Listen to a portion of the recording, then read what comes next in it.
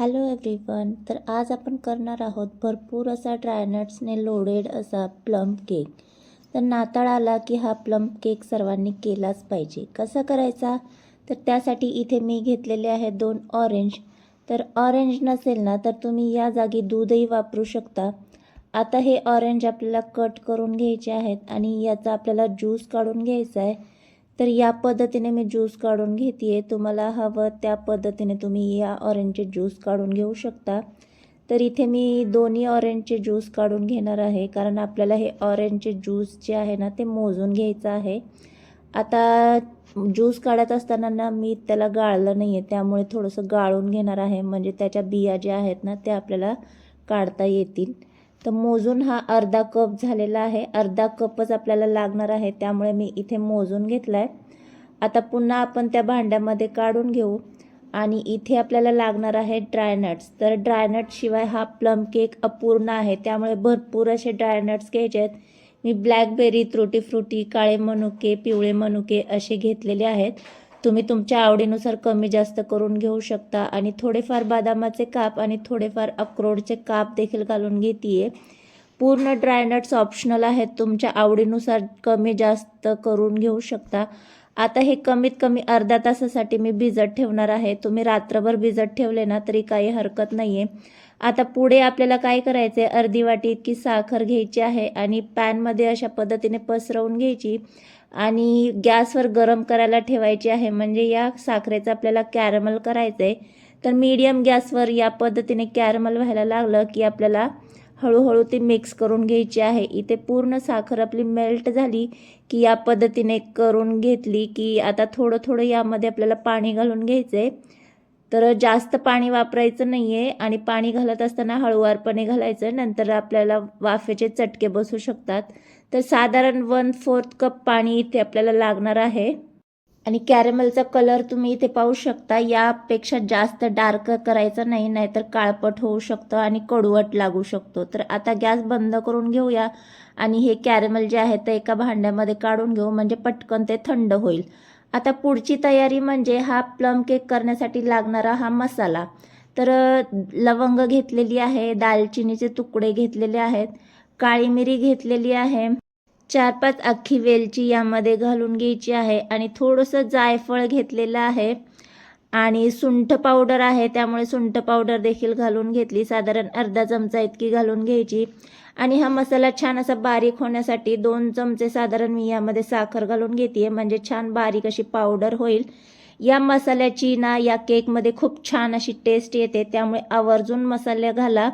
कमी जास्त मसाले असतील ना तर काही हरकत नाही. या पद्धतीने मी पावडर करून घेतली. आता हे सगळं साईडला ठेवून देऊ आणि पुढची तयारी म्हणजे आपल्याला केक बनवायला घ्यायचा आहे. त्यासाठी आपल्याला लागणार आहे 1 कप इतकं गव्हाचं पीठ. याऐवजी तुम्ही मैदाही वापरू शकता आणि 1/4 कप इतकी मिल्क पावडर. मिल्क पावडर नसेल ना तर स्किप केली तरी चालेल.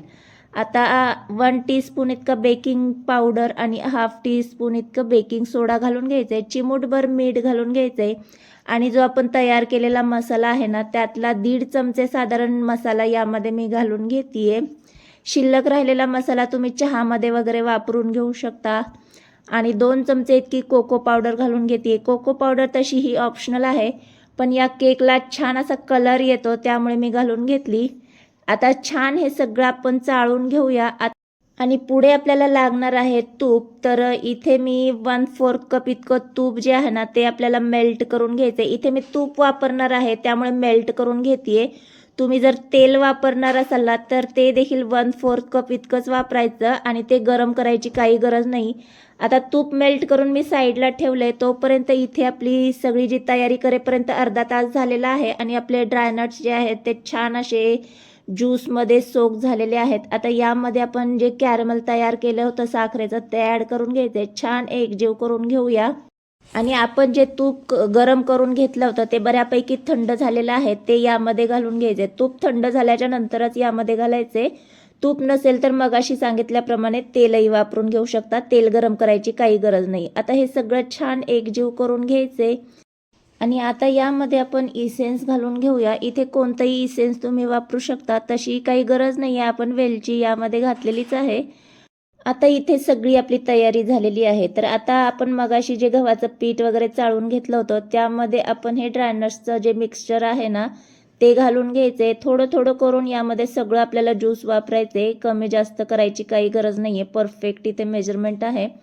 तर इथे मी सगळं ज्यूस घालून घेतलं आणि छान एकजीव करून घेतलेलं आहे. इथे पाहू शकता या पद्धतीने आपलं थिक असं बॅटर झालेलं आहे. इथे यावेळेस जर तुम्हाला वाटत असेल ना तर बॅटर खूप थिक आहे तर तुम्ही यामध्ये आणखी थोडंसं पाणी किंवा दूध वापरून घेऊ शकता. मी काही वापरलेलं नाही आहे. आता यामध्ये विनेगर घालून घ्यायचे, छान एकजीव करून घ्यायचे आणि लगेच हे बॅटर आपल्याला ना केक टिनमध्ये घालून घ्यायचे. तर यापेक्षा जास्त आपण लिक्विडी का केलं नाही, कारण आपण जेव्हा असे लोडेड ड्रायनट्सने केक बनवतो ना तर त्याचे जे ड्रायनट्स आहेत ना ते पूर्ण तळाला जाऊन चिटकतात आणि वरती काहीच शिल्लक राहत नाही. त्यामुळे मी असं थिक बॅटर ठेवलेलं आहे. जर गरज वाटली तरच थोडंसं पाणी वापरा, नाहीतर काही गरज नाही आहे, नाहीतर सगळे ड्रायनट्स खाली तळाला चिटकतील.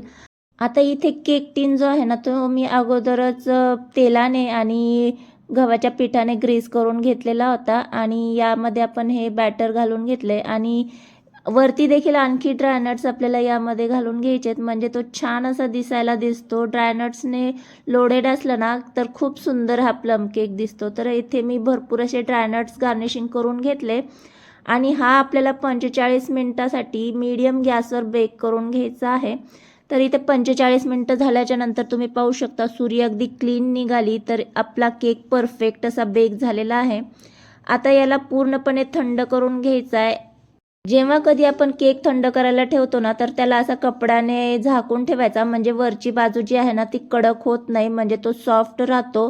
पूर्णपणे थंड झाला की याच्या आपल्याला कडा सोडून घ्यायच्यात आणि त्याला डिमोल्ड करून घ्यायचा आहे. तर इथे पाहू शकता खूप सुंदर पद्धतीने आपला प्लम केक तयार झालेला आहे. दिसायलाही खूप सुंदर दिसतोय आणि अजिबात कुठे चिटकला नाही किंवा करपलेला नाही. परफेक्ट टायमिंग देखील आहे आणि मेजरमेंट देखील परफेक्ट असं आहे. तर या पद्धतीने तुम्ही देखील घरच्या घरी प्लम केक तयार करून घेऊ शकता. तर हा प्लम केक जो आहे ना तो बाहेर खूप महाग मिळतो, महाग असतो आणि शिवाय त्यामध्ये जी आहे ना रम वापरली जाते. तर आपण आज इथे तयार केलेला आहे ना तो विदाऊट रमने तयार केलेला प्लम केक आहे. तर आजचा प्लम केक तुम्हाला जर आवडला असेल ना तर या नाताळ स्पेशलमध्ये तुम्ही हा प्लम केक नक्की ट्राय करा. आणि आजचा व्हिडिओ तुम्हाला थोडासा जरी हेल्पफुल वाटला असेल ना तर प्लीज एकदा व्हिडिओला हाईप करा आणि चॅनलवर नवीन आला असेल ना तर चॅनलला मात्र नक्की सबस्क्राईब केल्याशिवाय जाऊ नका. भेटूया नेक्स्ट व्हिडिओमध्ये. तोपर्यंत बाय.